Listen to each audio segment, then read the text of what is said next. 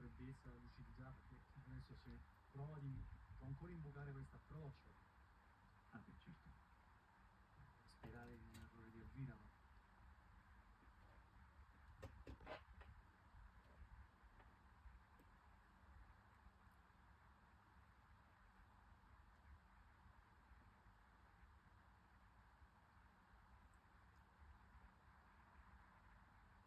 Diciamo, sai che se la dovesse perdere così fa male in generale, perdere così da un ragazzo di cui qualcuno vince da 4 anni ti fa doppiamente male.